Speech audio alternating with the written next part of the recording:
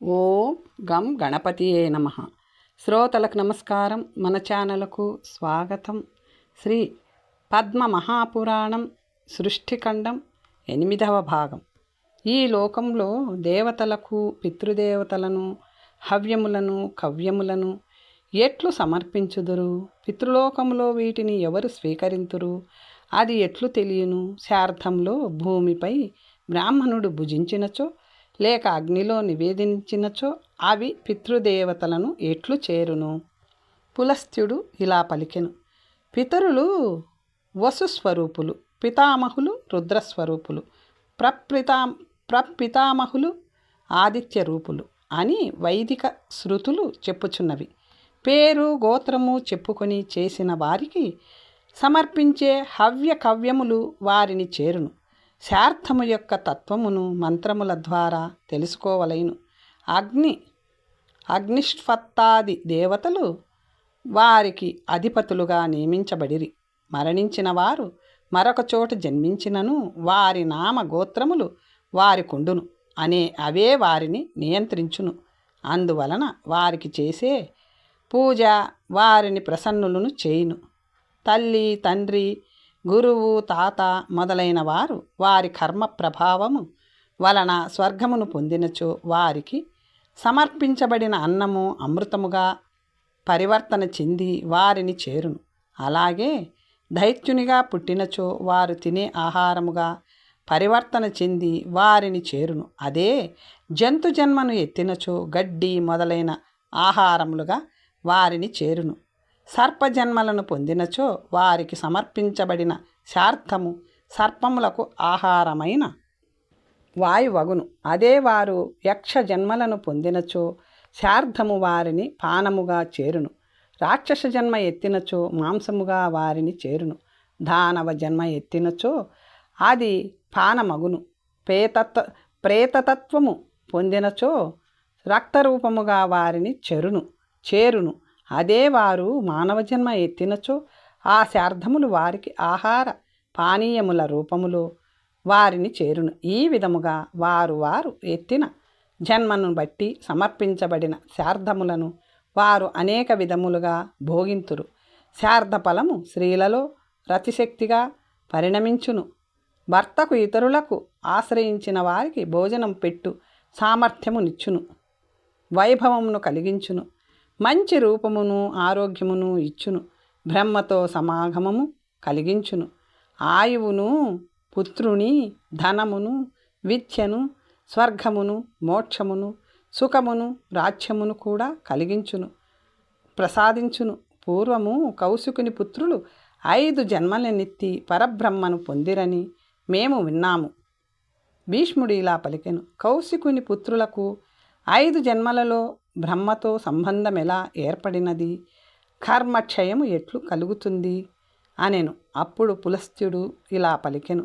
కురుక్షేత్రంలో ధర్మాత్ముడు మహానుభావుడు అయిన కౌశికుడని ఋషి ఉండేవాడు. అతనికి స్వస్రూప క్రోధన హింస్ర పిశూన వాగ్దుష్టుడు పితృవర్తి అనువారు వారంతా గర్గమునికి శిష్యులు.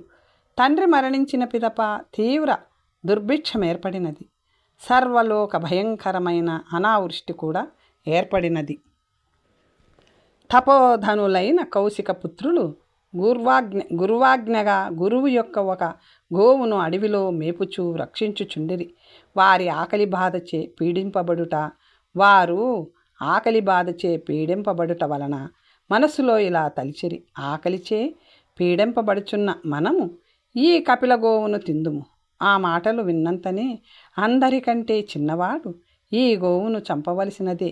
అయితే శార్థరూపముగా ఆ పని చేయవలేను. ఈ గోవును శార్థమునకు ఉపయోగించినచో పాపము తప్పక నశించును. అంతటా అన్నలందరూ పితృవర్తితో సరే అవును ఉపయోగించి శార్థము చేయవలేను అని చెప్పిరి. అంతట పితృవర్తి అన్నలలో 2 దైవస్థానమందు 3 పితృస్థానములందు 1 అతిథి స్థానమందు నిలిపి శార్థమును శ్రద్ధతో విధి విధానముగా చేసెను. తరువాత వారంతా భయము లేకుండా గురువు వద్దకు వెళ్ళి ఆవు పులి పులి తినివేసినది దూడను తీసుకుని వచ్చాం అని పలికిరి. ఆ తపోధనులు క్రూరమైన పని చేసినను వేదోక్తమైన పనిని చేశాము అని వారు భావించుట వలన వారిలో భయం లేకుండా పోయినది. కొంతకాలం గడిచిన పిదప వారు మరణించిరి. ఆ తరువాత వారు కిరాతకులుగా దశపురమందు జన్మించిరి. పితృదేవతల యందు భక్తిభావం కలవారగుటచే వారికి జాతి స్మరత్వము కలిగినది. వైరాగ్య తత్వము తెలుసుకొని వారు ఎవ్వరూ చూడకుండా ఒక తీర్థమునకు వెళ్ళి అనశన ఆహారము త్యాజించుట వ్రతమును అవలంబించి ప్రాణములు విడిచిరి. తిరిగి కాలాంజర పర్వతముపై మృగములు లేళ్లుగా జన్మించిరి. విజ్ఞానముతో యోగము ద్వారా భగవంతుని ధ్యానించి శరీరమును విడిచిరి. వైరాగ్యముతో వారు కొండపై నుంచి క్రిందికి ఉరికిపడి మరణించిరి. ఆ తరువాత వారా చక్రవాక పక్షులుగా మానస తీర్థములో జన్మించిరి. చేతలతో వారి పేర్లు ఇవి: సుమస్సు, కుసుముడు, వసువు, చిత్తాదర్శి, సుదర్శి, జ్ఞాతుడు, జ్ఞానపారగుడు. వారంతా పెద్దవాని యందు అనురక్తులై ఏడుగురు మనస్సును నియంత్రించి యోగమును ఆశ్రయించి పావనులైరి. వారిలో ముగ్గురు మనస్సును నియంత్రించలేక యోగభ్రష్టులైరి. వారిలో ఒకడు బలవంతుడు, పరాక్రమవంతుడు, పాంచాల దేశరాజు అయిన అనూహునిగా జన్మించెను. అతడు స్త్రీలచే పరివేష్టితుడై అనేక భోగములను అనుభవించుచుండెను. పెద్ద సైన్యముతో వాహనములతో రాజ్యమును పాలించుచుండెను. అతని వైభవమును చూసి కాములై మరొక ఇద్దరు అతనికి మంత్రులుగా ఉండదలిచిరి. వారిలో ఒకడు బ్రహ్మదత్తుడను పేరు అనూహునికి పుత్రునిగా జన్మించెను. మంత్రికి కుమారులు పుండరీకుడు, సుబాలుకుడు. బ్రహ్మదత్తుడు పాంచాలరాజుగా కాంపిల్య నగరంలో పట్టాభిషిక్తుడయ్యను. ఈతడు పితరుల యందలి భక్తితో శార్థకర్మను భక్తితో చేయిచుండెను. యోగవేత్త కూడా అయినందుకు ఇతరుల మనస్సులను చదివే జ్ఞానమును పొందెను. అతని భార్య వసుదేవుని పుత్రిక అయిన సన్నతి. ఆమె పూర్వజన్మలో శార్ధమందు చంపబడిన పితృకార్యమునందు ఉపయోగింపబడుటచే ఆమె బ్రహ్మవాదిని అయ్యను. రాజు ఆమెతో రాజ్యమేలుచుండెను. ఒకనాడు వారిరువురు ఉద్యానవనంలో సంచరించుచుండగా 2 కీటకములు అంటే చీమలు ప్రణయ కలహమాడుచుండెను. మగచీమ కామోద్రేకము వలన స్వరము గద్గదమై ఆడచీమతో ఇలా పలికెను: లోకములో నీ వంటి స్త్రీ మరొకరు లేరు. సన్నని నడుముతో, పెద్ద పిరుదులతో, లావైన వక్షోజములతో, గొప్ప నడకతో, బంగారు వర్ణముతో, అందమైన నవ్వు మొగముతో ఉన్నావు. చక్కెర బెల్లములపై మక్కువ పొందినట్లు నీ ముఖము కనిపించుచున్నది. నేను భోజనము చేసిన పిదప నీవు భోజనము చేయుదువు. నేను స్నానము చేసిన పిదప నీవు స్నానము చేయుదువు. నేను ఎక్కడికైనా వెళ్ళినచో నీవు దిగులు పడెదవు. నేను కోపించినచో నీవు బెదిరిపోవుదువు. ఓ కళ్యాణి, నీవు ఎందుకు ముఖము ఎల్లప్పుడూ దించుకొని ఉందువు? ఆ మాటలు విన్నంతనే ఆడచీమకు కోపం అగ్నిజ్వాలల వలె ఎగిసి వచ్చినది. ఆ కోపములో నీవు ఏమి మాట్లాడుచున్నావు? మోదకములో నున్న పొడిని నన్ను విడిచి నీవు ఒక్కడివే తిన్నావు. నన్ను వదిలి నీవు వేరెవరి ఎందో ప్రేమతో ఇచ్చి ఉంటివి అని పలికెను. మగచీమ ఇలా పలికినది: ఓ అందమైన వర్ణము గలదానా, నీవలే ఉన్న మరొక చీమను చూసి నువ్వనుకొని ఆ చీమకు ఇచ్చాను. తప్పు నాదే, నన్ను క్షమించు. మరొక్కసారి ఇలాంటి తప్పు చేయను. కోపమును వదులు, నన్ను కనికరించు. నీ కాళ్ళు పట్టుకుంటాను. నీవు కోపించినచో చావు నా ముందు ఉన్నట్లే. నీవు సంతోషముతో ఉన్నచో నా కోరికలన్నీ తీరినట్లే. నా మోము పున్నమి చంద్రుడే కదా. అమృతము వంటి దానివి నీవు గ్రోలు. నాకు దీనిని అనుగ్రహింపుము. నా యందు సదా దయ కలిగి ఉండవలేను. ఆ మాటలు విన్న ఆడచీమ ప్రసన్నురాలైనది. ఆమె తనను తాను మగచీమకు సమర్పించుకున్నది. బ్రహ్మదత్తుడు పూర్వజన్మ కర్మ ప్రభావము ఏ వలన ఆ చీమల సంభాషణనంతా అర్థం చేసుకొని విస్మయముతో పెద్దగా నవ్వెను. భీష్ముడు ఇలా పలికెను. బ్రహ్మదత్తునకు జంతువుల భాష ఎట్లు తెలిసి వచ్చినది? చక్రవాకములలో మిగిలిన నలుగురు ఏమయ్యారు? వారు ఏ వంశంలో జన్మించారు? సర్వజ్ఞులైన మీరు ఈ విషయమంతా చెప్పవలేను అనెను. అప్పుడు పులస్త్యుడు ఇలా పలికెను. మిగిలిన 4 చక్రవాకములు అదే పట్టణములో ఒక వృద్ధ బ్రాహ్మణ కులములో జన్మించినవి. ఆ బుధులు జాతిస్మరులై ఉండిరి. వారంతా సుదరిద్రుడను బ్రాహ్మణునికి పుత్రులుగా జన్మించిరి. వారి పేర్లు ధృతిమంతుడు, తత్వదర్శి, విద్యావర్ణుడు, తపోదికుడు. పేరుకు తగినట్లే వారు పనులు కూడా ఉండేటివి. వారందరికీ తపస్సు చేయవలేనన్న ఆలోచన కలిగినది. వారు తల్లిదండ్రులను సమీపించి మేము తపమాచరించి ఉత్తమ సిద్ధిని పొందెదము అని పలికిరి. ఆ మాటలు విన్న సుదరిద్రుడు, పుత్రులారా, వృద్ధులైన తల్లిదండ్రులను వదలి అడవికి వెళ్ళి తపస్సు చేసుకుంటామనుట మీకు ధర్మం కాదు. దీనివలన మీరు పొందే ఫలితం ఏమిటి అని దీనముగా పలికెను. అంతట వారు, తండ్రి, మీ జీవనం కోసం ఒక వృత్తిని ఏర్పరిచాము. వృద్ధులైన వారిని రాజు పోషించును. అది ఈ భూమినేలే రాజు యొక్క వ్రతము. ఆ రాజు మీకు పుష్కలముగా ధనమును, గ్రామములను ఇచ్చును. ఉదయాన్నే రాజు వద్దకు వెళ్ళి కురుక్షేత్రములో బ్రాహ్మణులైన వారు దశపురములో వేటగాళ్ల కాలాంజర పర్వతమందు జింకలగును మానస సరోవరములో చక్రవాకములయ్యిరి అని చెప్పిన చాలును. నీకు అతడు పుష్కలముగా అన్నీ ఇచ్చును. ఈ విధముగా పలికి వారు తపమాచరించుటకు వెడలిరి.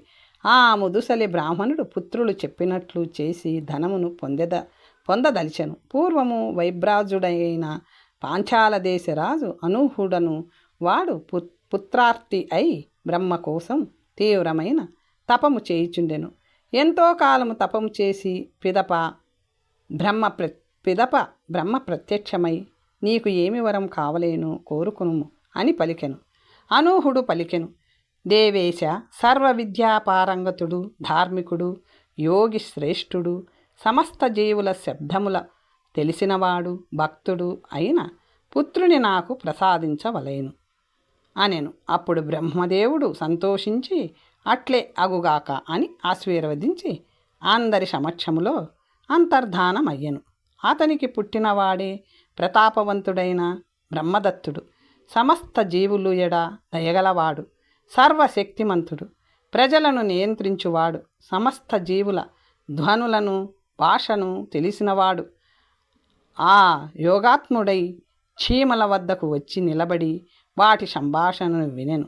అక్కడే సన్నతి రాజు గట్టిగా నవ్వుట చూసి విస్మయురాలై అనుమానంతో రాజుని ఇలా అడిగెను, రాజా, సందర్భం లేని ఈ నవ్వు దేనికి? హఠాత్తుగా మీరు ఇలా నవ్వుటకు నాకు కారణము తెలియట లేదు. అంతటా రాజపుత్రుడు చీమ పలికిన మాటలను, ఓ వరాననా, ఇదే నా నవ్వునకు కారణం. ఇంతకు మించిన కారణము లేదు. రాణి ఆ మాటలను అంగీకరించలేదు. మీరు నాకు అబద్ధం చెప్తున్నారు. మీరు నన్ను చూసి నవ్వుతున్నారు. అందువలన నేను మీతో ఉండలేను. చీమట మాటలు అర్థమయ్యేది దేవతలకే, మనుషులకు ఎట్లా అర్థమగును? మీ నవ్వు నన్ను పరిహసించడానికి మాత్రమే, అంతకు మించి ఏమున్నది? ఆమెకు ఎన్ని విధములుగా చెప్పినా నమ్మకపోవటం వలన నిరుత్తరుడయ్యెను. పిదప శుచి అయి 7 రాత్రులు వ్రతమును ఆచరించెను. ఆ సమయంలో పర్యటనలో నున్న బ్రహ్మ స్వప్నాంతములో రాజుతో, నీ ప్రియపత్ని వృద్ధ బ్రాహ్మణోత్తముని వలన అంతా తెలియను అని చెప్పి అంతర్ధానమయ్యెను. మరునాడు రాజు భార్యతోనూ మంత్రులతోనూ నగరంలో సంచరించుచుండగా తన వైపు వచ్చుచున్న వృద్ధ బ్రాహ్మణుని చూసెను. ఆ బ్రాహ్మణుడు ఇలా పలికెను,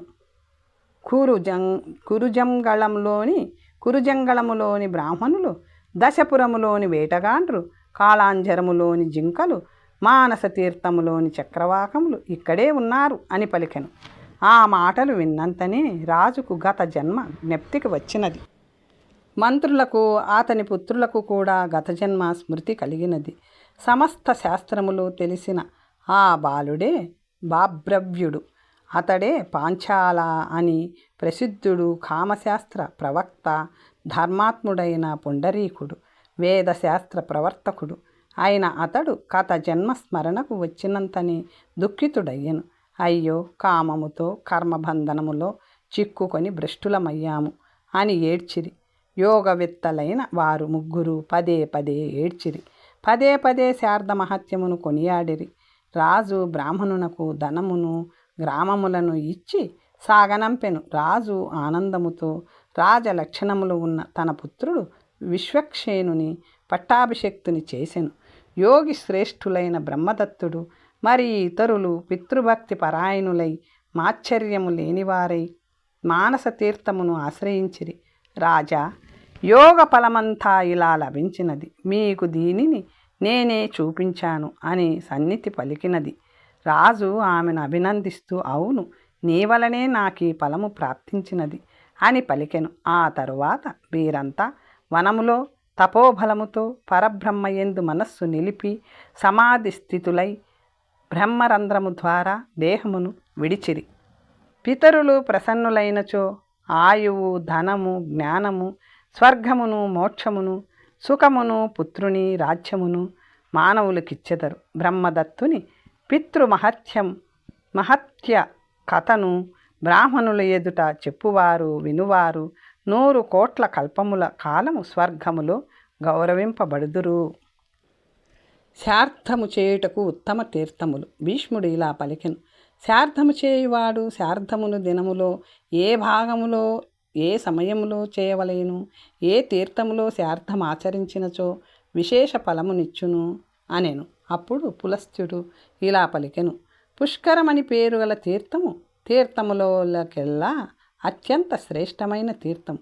అచ్చట చేసే దానము, జపము, హోమము అనంత ఫలములను తప్పక ఇచ్చును. ఈ తీర్థము పితరులకు అత్యంత ప్రియమైనది. ఋషులు కూడా ఇది ఉత్తమ తీర్థమని చెప్పిరి. నంద, లలిత, అలాగే మాయాపురి తీర్థము, మిత్రపదము ఉత్తమమైన తీర్థములు. దానికంటే ఉత్తమమైన తీర్థము కేదారము, గంగాసాగరము సర్వతీర్థమయి అని చెప్పబడినది. అలాగే శతద్రు జలములు కలిగిన బ్రహ్మతీర్థము శుభకరమైనది.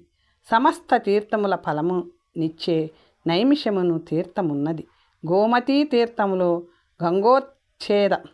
గంగోద్భేదమును అద్భుతమైన సనాతనమైన తీర్థమున్నది. బ్రహ్మ, విష్ణువు, శంకరుడు ఈచ్చటకు వచ్చిరి. సువర్ణధానము చేసిన 18 భుజములతో హరుడు నివసించుచున్న ప్రదేశమిదియే. పూర్వము బ్రహ్మ విడిచిన ధర్మచక్రము యొక్క నేలపడిన చోట ఈ నైమిషారణ్యము. ఇది సమస్త తీర్థములచే సేవింపబడుచున్నది. దేవదేవుని వరాహ రూపమునకు ఇక్కడే దర్శనమిస్తుంది. ఇచ్చటకు వచ్చిన పునీతుడైన జీవి నారాయణపురమునకు వైకుంఠమునకు వెళ్ళును. కోక ముఖమనున్నది మరొక తీర్థము. అలాగే ఇంద్రమార్గము, పితృతీర్థము అనునవి ఇతర తీర్థములు. పితామహుడైన బ్రహ్మదేవుడు పుష్కరారణ్యములో వసించును. అచ్చట బ్రహ్మదేవుని దర్శించుట వలన విశేష ఫలము లభించును. సమస్త పాపములను నిర్మూలించే మహాపుణ్యకరమైన తీర్థము కృతము అను పేరు గల తీర్థము. నరసింహునిగా అవతరించిన జనార్దనుడు ఇచ్చట స్వయముగా వసించును. గంగా, యమున నదుల సంగమములో అత్యంత పావన తీర్థము ఇచ్చుమతి తీర్థము. ఇది పితృదేవతలను సదా ఆనందములో నుండు తీర్థము. ఇది పితృదేవతలు సదా ఆనందముతో ఉండు తీర్థము. కురుక్షేత్రము మహాపుణ్యక్షేత్రము. ఇక్కడ ఉత్తమగతికి మార్గము కనిపించును. ఈనాటికి కూడా ఇది పితృదేవతలకు పావనమైన క్షేత్రము. సర్వకామ ఫలప్రదమైన క్షేత్రము. పితరులకు పావనమైన నీలకంఠమను మరొక తీర్థము ఉన్నది. అలాగే మిగిలిన తీర్థములు పుణ్యవంతమైన భద్ర సరస్సు, పుణ్య సరస్సు, మానస తీర్థము, మందాకిని, అచ్చోదము, విపాశ, సరస్వతి, సర్వమిత్రపద, మహాఫలవంతమైన వైద్యనాథము, చిప్రా నది, కాలాంచరము, శుభకరమైన తీర్థోద్భేదము, హరోద్భేదము, గర్భభేదము, మహాలయము, భద్రేశ్వరము, విష్ణుపదము, నర్మదాద్వారము, గయా, ఈ తీర్థములన్నీ పితృతీర్థములు, పితరులకు ఇష్టమైన తీర్థములు. ఈ తీర్థములు స్మరించువారి సర్వపాపములను హరించునవి. ఇక శార్ధము చేయువారి సంగతి చెప్పునదే ఏమున్నది. ఓంకారము మరొక పితృతీర్థము. కావేరి కపిలోదకము చండవేగములోనున్న సంభేద కురుక్షేత్రములో చేసే స్నాన జపాదులకు రెండింతల అమరకంటకము ఫలము నిచ్చును. శుక్లతీర్థము ఇవన్నీ గొప్ప ఫలములు ఇచ్చును. మహాతీర్థమైన సోమేశ్వరము సర్వవ్యాధులను హరించును. ఇచ్చట చేసే దానము, హోమము, స్వాధ్యాయము కోటి రెట్ల అధిక పుణ్యఫలమును ప్రసాదించును. మరొక పుణ్యతీర్థము కాయావరోహణము, బ్రాహ్మణుడు నివసించే మహాపుణ్యక్షేత్రము, దేవదేవుడైన శివుని ఆలయము ఇక్కడ ఉన్నది. అలాగే చర్మన్వతీ నది, శూలతాపి, పయోష్ణి శూలతాపి సంగమములు, మహా ఔషధి చారణ, నాగతీర్థము, మహావేణ, మహాశాల, గోమతి, అగ్నికి ఉత్తమమైన వరుణ భైరవము, భృగుతుంగం, గౌరీతీర్థము ఉత్తమమైన తీర్థములు. వైనాయకమను మరొక తీర్థమున్నది. అలాగే వస్త్రేశ్వర తీర్థము పాపహరమును పుణ్యతీర్థము. వేత్రావతి నది, మహారుద్రము, మహాలింగం, దాశార్ణ మహానది, శతురుద్ర, శతాహ్వ, పితృపదపురము, అంగారవాహిక, షోణ మరియు గర్జరమను రెండు నదులు, పుణ్యవంతమైన కాళికా నది, పితరా పుణ్యనది. ఇవి పితరులకు ప్రియమైన తీర్థములు. ఈచ్చట చేసే శార్ధము అనంతమైన ఫలమును ఇచ్చును.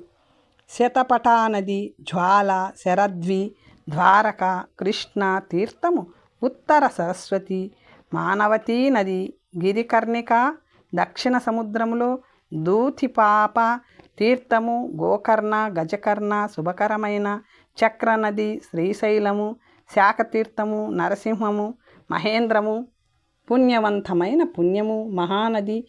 ఇవన్నీ పుణ్యతీర్థములు. ఇచ్చట చేసే శార్ధము అనంతమైన ఫలమునిచ్చును. దర్శించినంత మాత్రమున పుణ్యమును తక్షణమే ప్రసాదించును, పాపములను హరించును. అలాగే పుణ్యవంతమైన తుంగభద్ర, చక్రరథి, భీమేశ్వరము, కృష్ణవేణి, కావేరి, అంజన, పుణ్యవంతమైన గోదావరి, ముక్కంటి వసించు త్రయంబకము సంపూర్ణమైన తీర్థము. ఈ తీర్థములలో చేసే శార్ధాదులు కోటి రెట్లు ఫలమునిచ్చును. స్మరించినంతని పాపములను నశింపచేయును.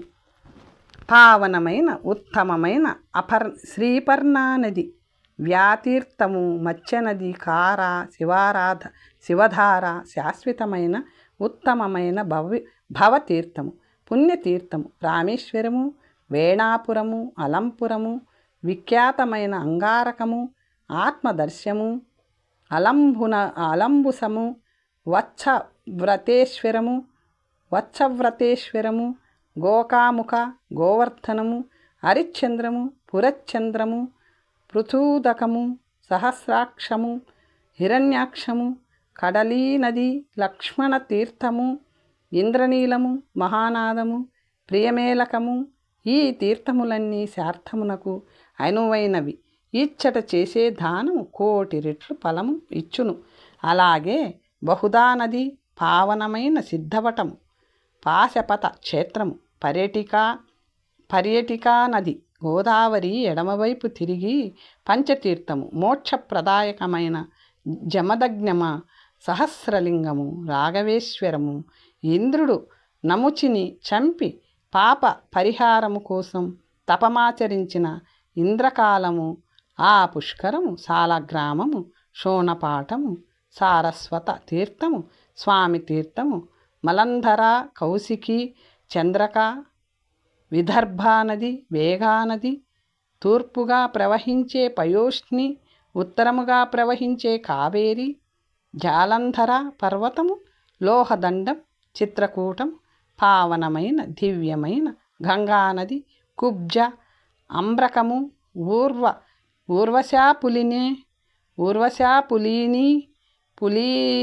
పులీన సంసారమోచన తీర్థము, రుణమోచన తీర్థము, అట్టహాస తీర్థము, గౌతమేశ్వర తీర్థము, వశిష్ఠ తీర్థము, భారత తీర్థము, బ్రహ్మవర్తము, కుశావ్రతము, హంసతీర్థము,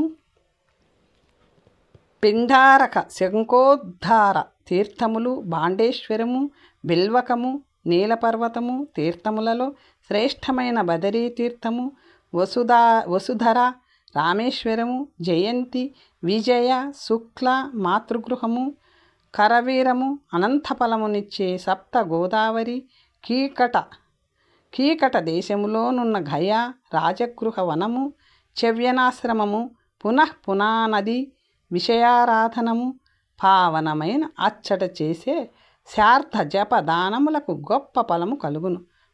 పునానది ఉన్న చోట బ్రహ్మ ఈ శ్లోకమును చెప్పెను. దాని అర్థము ఇది: ఎక్కువ మంది పుత్రులను కోరుకునివాడు గయకు వెళ్ళి అశ్వమేధ యాగము చేయవలేను, లేదా నీలపర్వతముపై ఎద్దును వదలవలేను. మొదట పుష్కరారణ్యములో, తరువాత నైమిషారణ్యములోను, అటు పిదప ధర్మారణ్యములోను భక్తితో చేసే శార్థము శ్రేష్టమైన. ఇచ్చట చేసే తర్పణాదులు అక్షయము.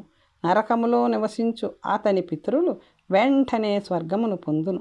అతని వంశములో ఎవరు ప్రేత తత్వమును పొందరు.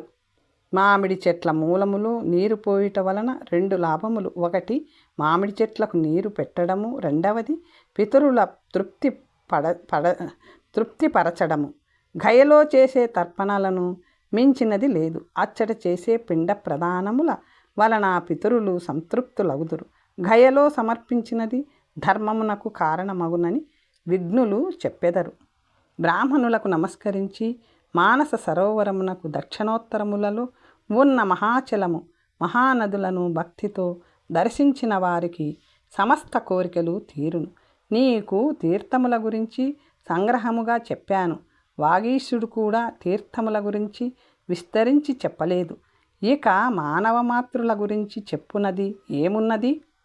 సత్యము తీర్థము, దయాతీర్థము, ఇంద్రియ నిగ్రహము తీర్థము, వర్ణాశ్రమ ధర్మములను ఆచరించువారి గృహము తీర్థము, శమము తీర్థము.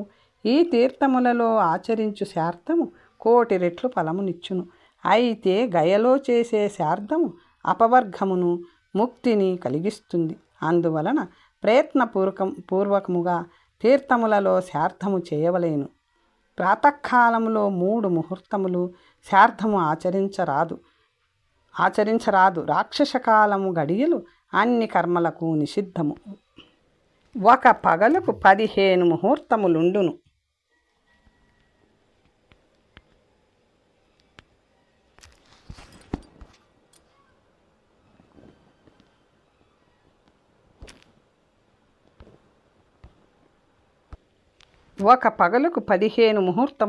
అందులో 8వ ముహూర్తము కుతపమని పేరు. ఆ ముహూర్తములో చేసే కార్యము శార్థము అనంత ఫలమునిచ్చును. ఖడ్గము, పాత్ర, కుతపము, నేపాల అంటే కంబళము, నేపాల దుప్పటి, బంగారము, దర్భలు, నువ్వులు, గోవులు, మనుమోడు, ఈ 8 కుశిస్తము పాపమును పోగొట్టును. కనుక ఈ ముహూర్తమునకు కుతపమని పేరు. కుతపకాలము 4 ముహూర్తముల కాలము. దర్భలు నల్ల నువ్వులోను విష్ణువు శరీరము నుంచి వచ్చినవి.